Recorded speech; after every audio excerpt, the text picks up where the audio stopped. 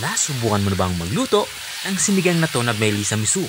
Kung hindi pa, para sa'yo ang video nito. Dahil dito ay magluluto tayo ng sinigang na tuna belly sa miso. Simulan na natin ating pagluluto. Nagpainit lang tayo dito ng mantika.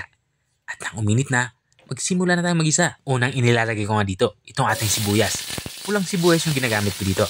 Pero pwede kang gumamit dito ng puti. Ang problema yan.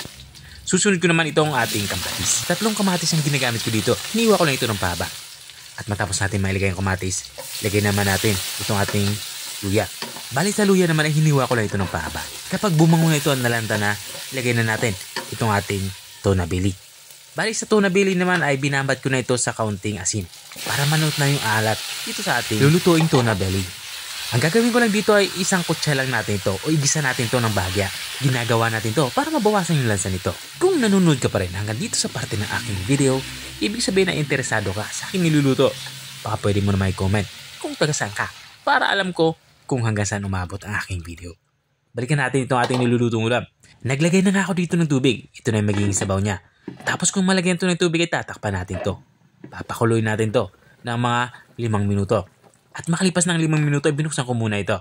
Dito man sa part nito ay sisimulan ko na itong timplahan. Gagawin ko muna dito ay titikman ko muna ito para alam ko kung saan ako magsisimula. At dahil nga kulay ito sa alat ay maglalagay ako dito ng patis. Kung wala nga kang patis ay okay lang naman asin ang ilagay. At maglalagay na din ako dito ng black pepper powder. At this point, ilalagay ko na din ito ating pampaasim. Ito yung miso na nasa pakete na o na-process na. Dahil nga wala akong makuha ang sariwang miso. Matapos kong mailagay itong ating isang paketeng sinigang mix sa miso ay hinalo ko na ito para mabilis itong matunaw. At nang matunaw na nga ito, ilalagay ko na din itong ating mga gulay.